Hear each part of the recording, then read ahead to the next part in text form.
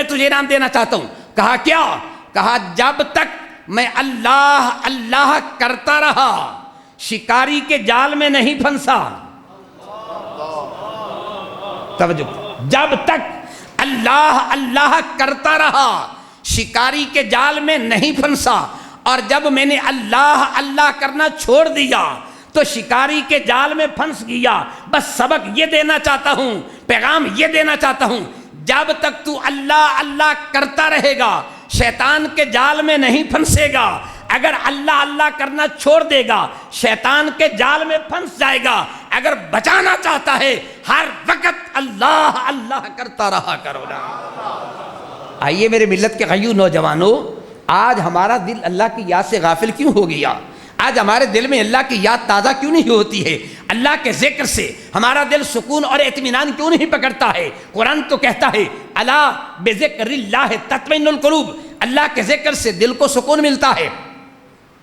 تلاش کریں اللہ کا ذکر کرتے سکون کیوں نہیں ملتا ہے۔ توجہ ہے، ایک جگہ پہ میں نے بیان کیا تو ایک ساتھی کھڑا ہو گیا، اعتراض کرنے لگا، کہنے لگا فردوسی صاحب تم کہتے اللہ کے ذکر سے دل کو سکون ملتا ہے، بتاؤ ذکر زبان سے کرتے ہو دل سے کرتے ہو؟ میں نے کہا زبان سے کرتا ہوں۔ کہا پھر کہنا یہ چاہیے تھا الا بذکر اللہ تطمئن اللسان، اللہ کے ذکر سے زبان کو سکون ملتا ہے، ذکر زبان سے کرتے ہو سکون دل کو ملتا ہے، یہ کیا مطلب ہوا؟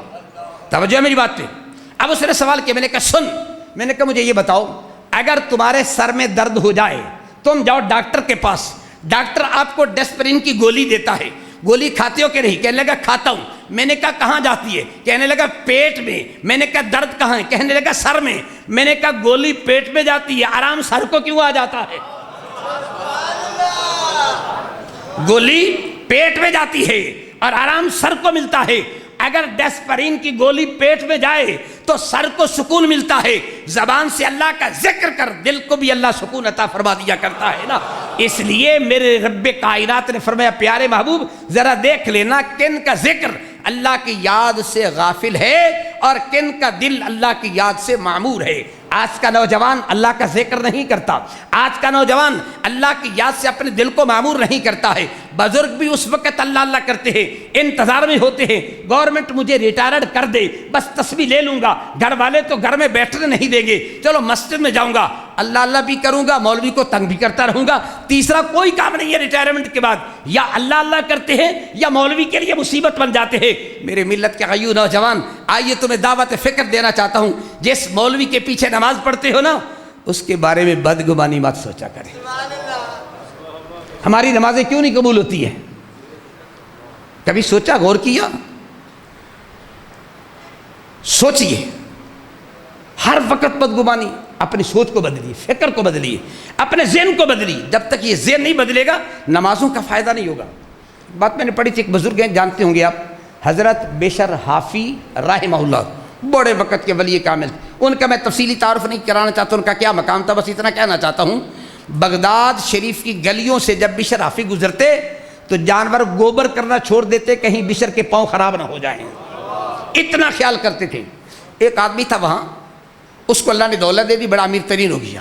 جب امیر ہو گیا نا کہتا یار اب بابا ٹھیک نہیں ہے گا، بشر حافی کا نام کہتا بابا ٹھیک نہیں ہے گا، 4 ٹکے آ جائیں نا پھر سب تو پہلے اعتراضی مولویاں شہادت اندر کری، کہتے بابا بڑا عجیب جی ہے، نماز جمعہ پڑھنے کے بعد بشر حافی چلے جاتے تھے، وہ کہتا یار نہ سنتا پڑھتا ہے نہ نفل پڑھتا ہے، یہ بندہ نہیں ٹھیک ہے گا۔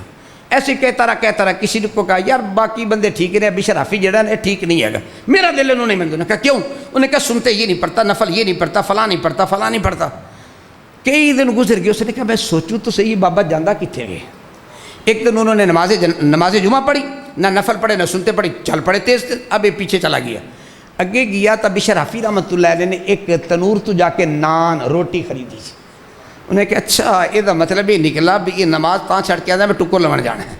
اتھو ٹریا اگے گئے تے کسی کو کباب بنتے پین ہوٹل تے اتھو کباب خریدے، اس نے کہا اچھا لگتا بڑھا بابا ذائقہ ویک عجیب ہے، ہجے بھی کباب کھاتا ہے۔ اب بشر کو نہیں پتہ میرے پیچھے کون آ رہا ہے، اب یہ قدم قدم چلتا جا رہا ہے۔ بشر حافی وہاں سے چلتے چلتے آگے کے ایک جنگل آ گیا، اس جنگل میں ایک کمرہ ہے کچا سا، اس کو تالا لگا ہوا ہے۔ بشر حافی نے کیا کیا، تالا کھولا، اندر داخل ہوئے۔ اب وہ چیر سے دیکھ رہا ہے کہ بابا اندر جاتے کردہ کی، اندر بیٹھ کے روٹی کھاندہ ہونا ہے، لوگوں کو لوگ کے دیکھا اس میں ایک فالج زدہ بزرگ 4 پائی پہ لیٹا ہوا ہے۔ اٹھ نہیں سکتا، بیٹھ نہیں سکتا، باتیں بڑی مشکل سے کرتا ہے، منہ اودا جڑا ہے نا دوسرا تھوک نال گندا ہویا پی ہے۔ بشر حافی نے کیا کیا، اپنے کپڑے سے اس کا منہ صاف کیا، صاف کرنے کے بعد ایک چھوٹا چھوٹا لقمہ اٹھایا اس کے منہ میں دے، اب یہ دیکھ رہا ہے۔ اب وہ بندہ کہنے لگا بشر حافی تو عجیب بندہ ہے، مینوں میرے گھر والا نے تنگ آ کے بیر سٹ دیتا، گھر والے میرا خیال نہیں کر دے، 14 سال ہو گئے کہ تو دن میں 2 باری مینوں روٹی دے منا، عجیب بندہ ہے، چڑھ جا میں تے ماری جانا ہے۔ تو اب بشر حافی نے اس کے منہ پہ ہاتھ رکھا، کہا خبردار یہ بات دوبارہ نہ کرنا، کہ تمہیں پتہ ہے میرا جو مقام اور مرتبہ ہے یہ میرے چیلوں کی وجہ سے نہیں ہے، یہ میری تسبیح کی وجہ سے نہیں ہے، یہ عبادت اور ریاضت کی وجہ سے نہیں ہے، یہ سارا مقام تیرے جیسے لوگوں کی نوکری کرنے کی وجہ سے نصیب ہوتا ہے۔ توجہ کرے میری بات پہ عرض کرنا چاہتا ہوں، ذہن میں رکھیے۔ اس نے کہا اچھا تیری وجہ، اس نے کہا خدا کے لیے یہ لفظ مت بولیں گا، دوبارہ مت بولنا۔ اب یہ جب باہر نکلے تو وہ تاجر جو آپ کو ہر وقت برا بھلا کہتا تھا قدموں میں گر گیا، کہا حضور مجھے معاف بھی کر دے، مجھے مرید بھی بنا لیں، مجھے معاف بھی کر دے اور اپنا مرید بھی بنا لیں۔ فرمایا میں مرید نہیں کرتا، کہا حضور نے بنا لے، بڑی منت کی، کہا ایک شرط ہے، کہا کون سی شرط ہے؟ کہا میری زندگی میں یہ جو تو نے واقعہ دیکھا ہے کسی کو بتانا نہیں ہے، بس اس شرط پہ تمہیں مرید کرنا چاہتا ہوں۔ اب وہ کہنے لگا میں تو کچھ اور سمجھتا تھا امام کو، امام تو کچھ اور نکلا، جس کو میں گناہ سمجھ رہا تھا ساری زندگی میں اس کی تمام عبادات کے مقابلے میں افضل عبادت تو ہے یہی ہے۔ تو آج ہم بدگمانی کا شکار ہو جاتے ہیں، بدگمانی کرنے لگ جاتے ہیں، کبھی سوچا ہی نہیں ہے کہ کسی کے بارے میں بدگمانی کے بارے میں قرآن نے کہا ان بعد الظن اثم، فرمایا کسی کے بارے میں تم بدگمانی کرتے ہو یہ بہت بڑا گناہ ہے۔ اور اگر کوئی عالم کے بارے میں، امام کے بارے میں، طالب قرآن کے بارے میں بدگمانی کرتا ہے اس کا گناہ تو اس سے بھی کہیں بڑا ہو جاتا ہے۔ آئیے میں آپ کو دعوت فکر دینا چاہتا ہوں، آج کی اس محفل میں آنے والے بزرگوں، نوجوانوں، اپنی سوچ کو بدلو، اپنی فکر کو بدلو، اپنے زاویہ نگاہ کو بدلو، کسی کے بارے میں بدگمانی نہ کرنا۔ یہ بدگمانی انسان کو تباہ و برباد کر کے رکھ دیتی ہے۔ بس اتنا گمان کر لینا میں سب سے ادنا ہوں، میں سب سے کمتر ہوں اور یہ سارے لوگ مجھ سے بہتر ہیں، جب یہ فرض کر لیں گے پھر سمجھ لینا دنیا سے جھگڑے بھی ختم ہو جائیں گے۔ بارہ بات دور نچر جی عرض کر رہا تھا، ذہن میں رکھ لینا امام کے بارے میں بدگمانی نہیں کرنا۔ رب کائنات نے قرآن مقدس میں کیا فرمایا؟ بلا تعد عیناک عنہم، سونیا اپنی نگاہیں ان سے پھیرنی نہیں ہیں، اگر آپ نے نگاہ پھیر لی تو شاید یہ زندہ بھی نہ رہ سکیں، اس لیے ہر وقت آپ کی نظر عنایت ان کی طرف رہے۔ بلا تطع من اغفلنا قلبہ عن ذکرنا، میرے محبوب کی توجہ ہوتی ہے کہ آیا کس کا دل اللہ کی یاد سے غافل ہے اور کس کا دل اللہ کی یاد سے معمور ہے۔ اب لفظ کیا استعمال کیا؟ وَاصْبِرْ نَفْسَكَ مَعَ الَّذِينَ، جو لوگ جہاں بھی بیٹھ کر قرآن کی تلاوت کرتے ہیں، علم پڑھتے ہیں، اللہ اللہ کرتے ہیں، صبح کریں شام کریں، جہاں بھی مع، جہاں یہ غلام ہوتا ہے وہاں آمینہ کا لال بھی جلوگر ہوتا ہے۔ آئیے عرض کرنا چاہتا ہوں، اب اگر حضور کی معیت، حضور کی رفاقت اور قرب حاصل کرنا چاہتے ہیں تو بڑا آسان سا نسخہ قرآن نے بتا دیا۔ چلو ہماری عمر گزر گئی، اپنے بیٹے کو قرآن کا حافظ بنانا شروع کر دو، اپنے بیٹے کو قرآن کا عالم بنانا شروع کر دو، اپنے بیٹوں کو قرآن کا قاری بنانا شروع کر دو۔ ان بزرگوں کو میں دوبارہ خراج عقیدت پیش کرنا چاہتا ہوں جنہوں نے اس مادی دور کے اندر، آج ہر بندہ چاہتا ہے میرا بیٹا ڈاکٹر بن جائے، ہر بندہ چاہتا ہے میرا بیٹا انجینئر بن جائے، ہر بندہ چاہتا ہے میرا بیٹا پائلٹ بن جائے، بڑے بڑے خواب ہوتے ہیں لوگوں کے، ہونے بھی چاہیے۔ اب مجھے آپ بتائیں کس کا خواب ہے کہ میرا بیٹا قرآن کا عالم بھی بن جائے؟ وہ بتائے مجھے کہ جس کا خواب یہ ہو میرا بیٹا مفسر قرآن بھی بن جائے، میرا بیٹا عالم دین بھی بن جائے۔ کس کا یہ خواب ہے؟ ڈاکٹر بنانے والوں، انجینئر بنانے والوں، انگریز کے پیچھے بچوں کو چلانے والوں، یاد رکھ لو ہماری تنزلی کا سبب بھی یہ ہے، ہم نے اپنے بچوں کو مدینے والے کا نوکر نہیں لارڈ میکالے کا نوکر بنا دیا ہے، قسم سے کہتا ہوں۔ آج میں کبھی ساتھیوں کو کہا کرتا ہوں نا، اوے انگلش میڈیم میں بچوں کو پڑھانے والوں کبھی قرآن بھی پڑھایا کرو۔ ہمارے ایک دوست مجھے کہنے لگے فردوسی صاحب تسی ایویں گل نہ کر دیو، ہم اپنے بچوں کو انگریزی سکھاتے ہیں، انگریز نہیں بناتے ہیں۔ توجہ ہے، ہم اپنے بچوں کو انگریزی سکھاتے ہیں، انگریز۔ میں نے کہا تم بھولے والے لگتے ہو، کہنے لگا کیسے؟ میں نے کہا انگریزی نہیں آتی، انگریز پہلے بناتے ہیں، انگریزی بعد میں آئے گی، انگریز پہلے بناتے ہیں۔ اس نے کہا وہ کیسے؟ میں نے کہا جب بچے کو داخلہ کراتے ہو سب سے پہلے کیا کہتے ہیں؟ ٹائی لگاؤ۔ ابھی ABC یاد نہیں کی ہے، کیا کرو؟ پینٹ کوٹ پہناؤ۔ میں نے کہا پہلے نمبر پر وہ انگریز کی وضاحت آپ کے جسم پہ طاری کرتے ہیں، ماں خوش ہو کے کہتی ویک میرا پتر انگریز لگتا جا رہی ہے۔ اور میں نے کہا ABC بعد میں پڑھاتے ہیں۔ بات ذرا مشکل ہے، کوئی نہیں، ناراض نہ ہونا، بعد میں مجھے جو مرضی کہہ لینا، لیکن ذرا غور ضرور کر لینا۔ ہم اپنے بیٹوں کو ٹائی لگوا کر، ہم اپنے بیٹوں کو پینٹ کوٹ پہنا کر انگریز کی چال چلا کے مجھے بتائیے تو صحیح، کالج میں پڑھنے والا، سکولوں میں پڑھنے والا بچہ کیا رسول اللہ کا غلام نظر آتا ہے؟ سوکھے لفظ یار سمجھاواں، تسی جاندے ہو بازار سودا لونا ہے، سامان لونا ہے، تے کی کرو گے؟ تسی بورڈ چیک کرو گے کہ بورڈ اتنے کیڑا لگا ہوا ہے، ٹھیک ہے کہ نہیں؟ یہ تو گل سوکھی ہے نا۔ اگر دوائی لونی ہوئے تو اتنے لکھا ہوئے جنرل سٹور، جاؤ گے دوائی لینا واسطے؟ کیوں؟ پتہ ہے یہ تو کریم تو ملنی ہے، دوائی نہیں ملنی، ٹھیک ہے؟ اگر دوائی لونی ہے تب بورڈ چیک کرو گے، لکھو گا میڈیکل سٹور، آپ سمجھ جائیں گے یہاں سے کیا چیز ملتی ہے؟ دوائی ملتی ہے۔ اگر آپ مرچا نمک لینا چاہتے ہیں تو کیا لکھا ہوا ہوگا؟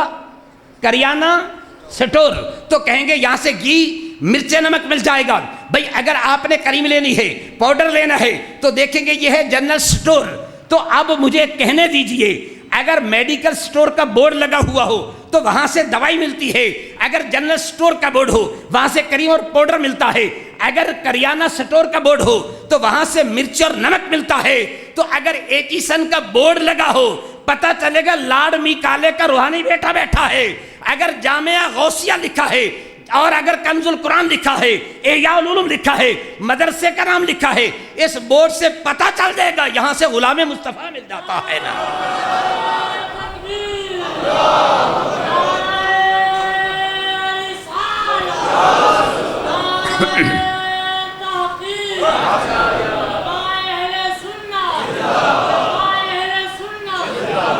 میں یہ نہیں کہتا دنیا کی طرف توجہ نہ دے، لیکن اتنا تو سمجھے کم از کم اس انگریزی کو پاؤں کی جوتے سے لگنے والی مٹی کے برابر سمجھے اور اللہ کے قرآن کو سر کا تاج سمجھ لیں، قسم سے کہتا ہوں۔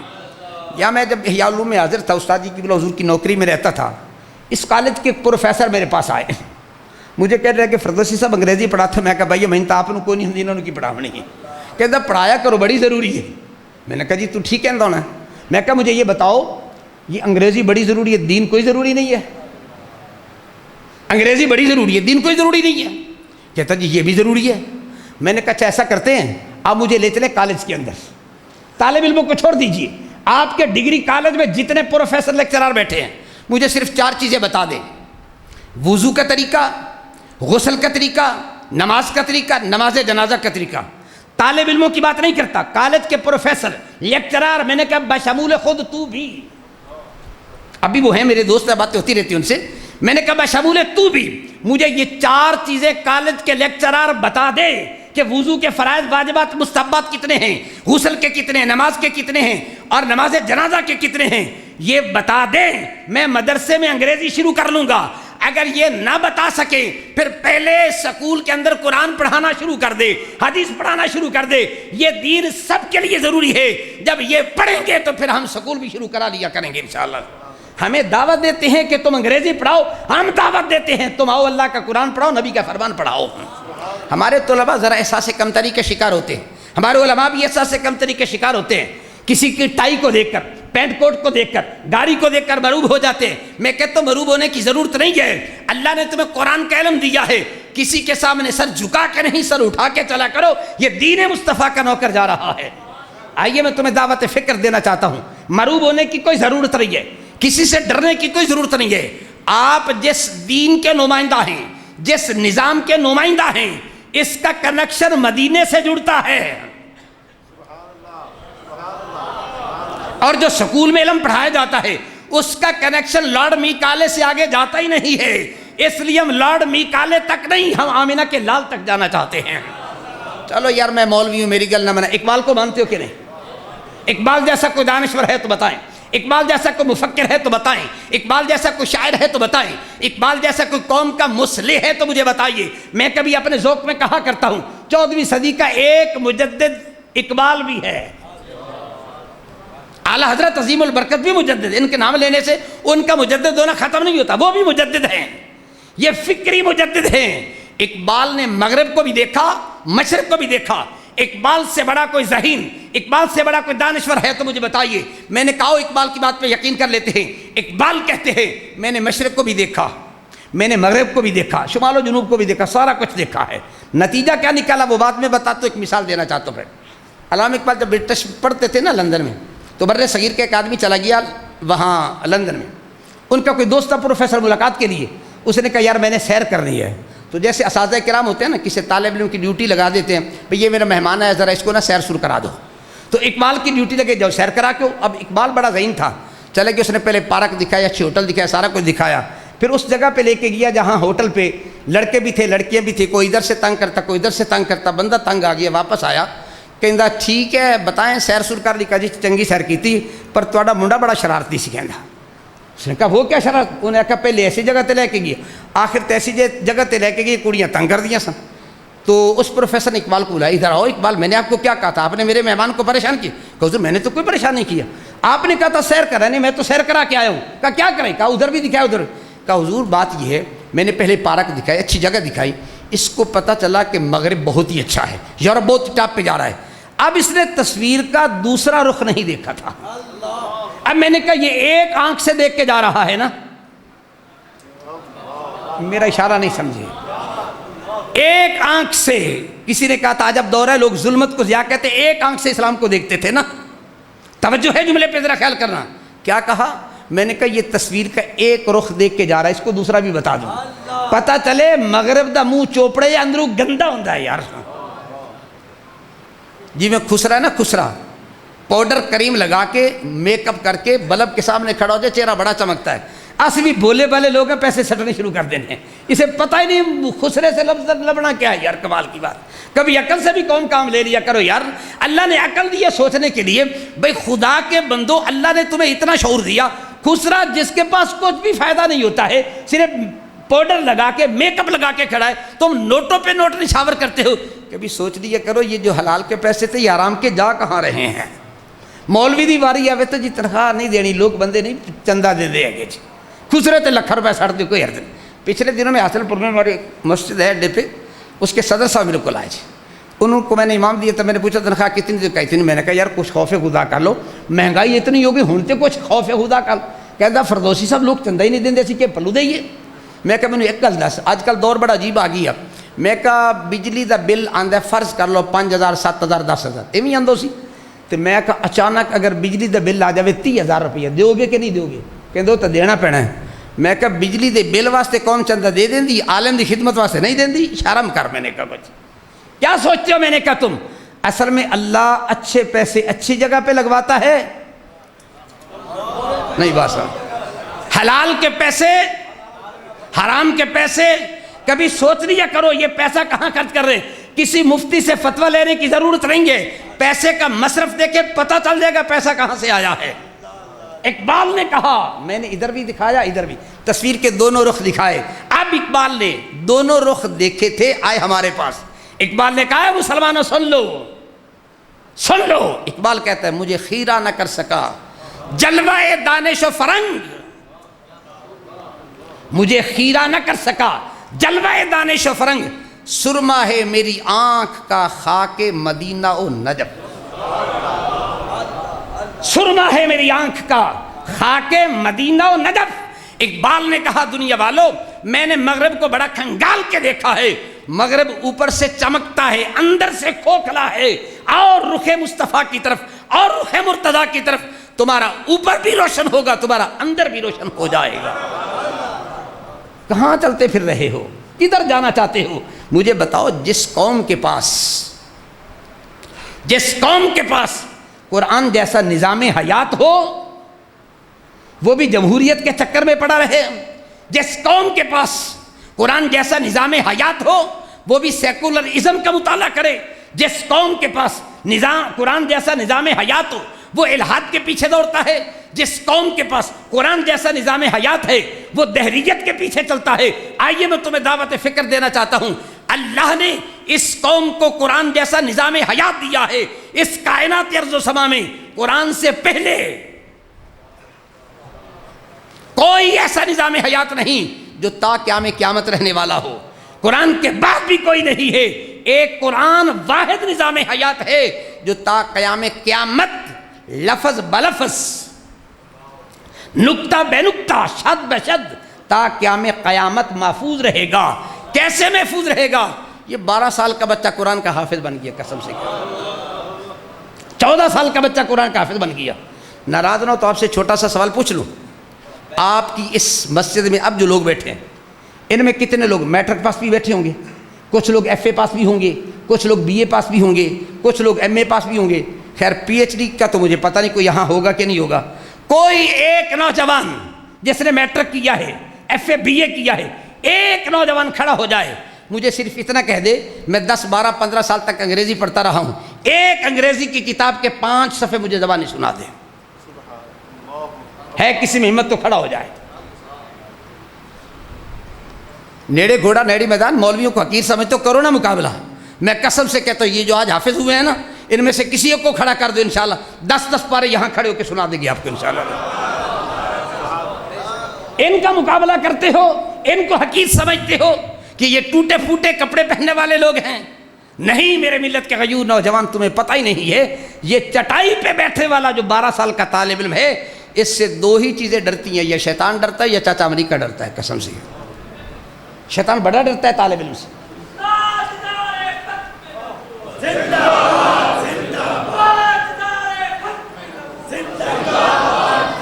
بڑا ڈرتا ہے شیطان اس طالب علم سے۔ حدیث پاک میں آتا ہے، میرے اساتذہ کرام تشریف فرمائے، ان کے قدموں میں بیٹھ کے میری یہ حدیثیں پڑھی ہیں، شیطان ایک اپنا تخت بچھاتا ہے عرش پہ۔ کہاں بچھاتا ہے؟ عرش پہ اپنا تخت بچھاتا ہے، یا یوں کہنے دے مجھے اپنی ایک اسمبلی کا اجلاس لگاتا ہے، اجلاس بلاتا ہے۔ بس آخری حدیث عرض کر کے میں بات کو سمجھ لگا۔ کیا کرتا ہے؟ قومی اسمبلی کا اجلاس بلاتا ہے۔